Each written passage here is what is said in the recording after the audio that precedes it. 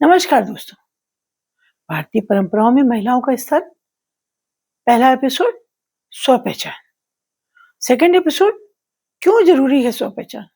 क्या सिर्फ महिला के त्याग से ही घरों को विघटन से बचाया जा सकता है, या सिर्फ त्याग से ही बच्चों को अच्छी परवरिश दी जा सकती है,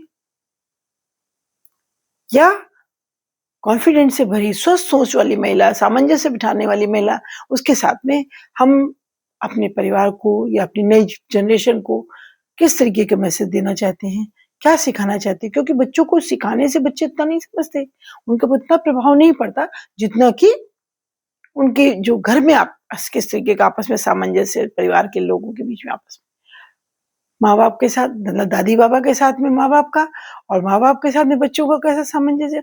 बचपन से अगर स्वस्थ माहौल वो देखते हैं, सब एक दूसरे को सम्मान देते हैं, तो चाहे वो बेटा हो या बेटी, जेंडर विशेष की कोई बात नहीं है। अगर बेटा है तो वो महिलाओं और बड़ों की इज्जत करना अच्छे तरीके से जानता है, क्योंकि वो इज्जत की कीमत जानता है। और बेटी है तो आपस में सामंजस्य बिठा के चलना जानती है। इससे क्या है, अब आप कहोगे इससे क्या होता है। इससे क्या होता है, इससे ये होता है कि आगे जो जनरेशन में उसको जो प्रॉब्लम्स आती है लाइफ में, उसकी आफ्टर मैरिज बहुत सारी प्रॉब्लम्स आती है, जिसकी वजह से सब सेपरेट हो जाते हैं। नहीं, मुझे साथ रहना, आपके साथ मुझे नहीं रहना, क्योंकि हम एक दूसरे के साथ एडजस्ट नहीं कर सकते। अगर ये लड़की इस तरीके से चीजों को, संस्कार को और बॉन्डिंग को लेके चलती है, सामंजस्य को लेके चलती है, तो बेटा भी महिलाओं की इज्जत और उनके विचारों की इज्जत करना जानता है।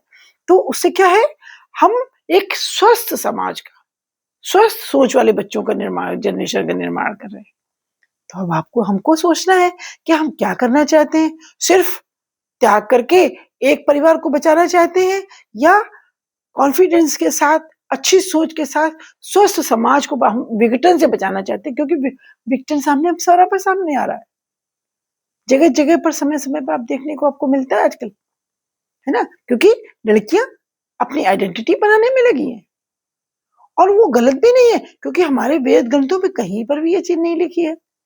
पुराने समय की वैदिक युग की महिलाओं को देखिए आप, गार्गी, मैत्रेयी और अपाला, लोपा लोपा मुद्रा, ये सब जितने थी, इनको सब ऋचाएं थी ये, है ना। इन्होंने अपने उपनयन संस्कार, इनको सारे स्वतंत्र प्राप्त थे, और सारे अधिकारों के साथ इन्होंने अपने जीवन को यापन किया।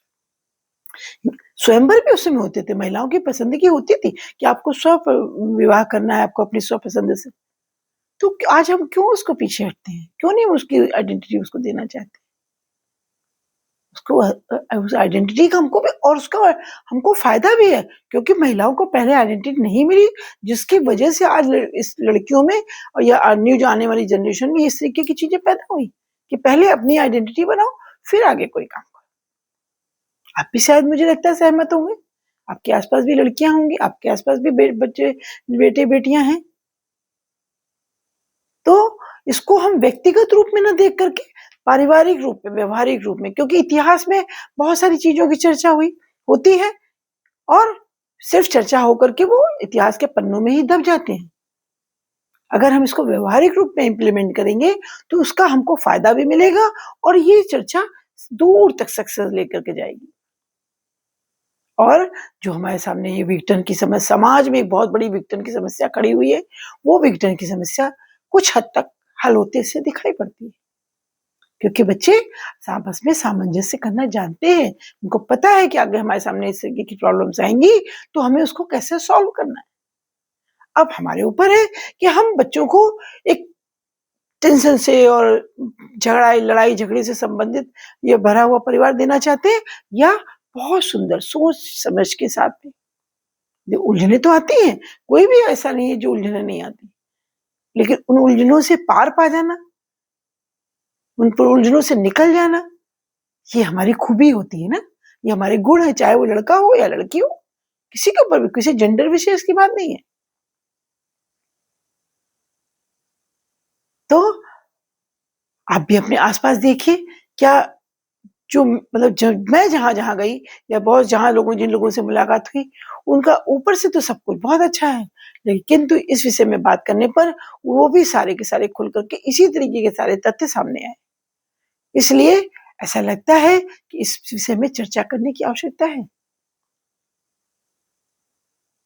अगर आपके यहाँ भी, आपके आस-पास भी ऐसा ही है, आप कहाँ से देख रहे हैं और इसको अगर ऐसी सब चीज़ें मिलती हैं आपको, तो कमेंट बॉक्स में जाके कमेंट ज़रूर करिए।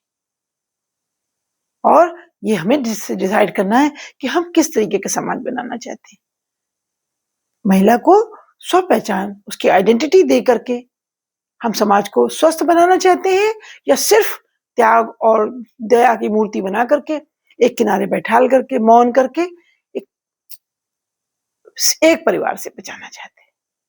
ये हमारे ऊपर है कि हम क्या लिख रहे हैं, लिखना चाहते हैं। ठीक है? तो फिर मिलेंगे एक नए एपिसोड के साथ में। अगला विषय होगा रीति-रिवाजों को किस तरीके से उसमें महिलाओं का क्या योगदान है। ठीक है? फिर मिलेंगे, नमस्कार।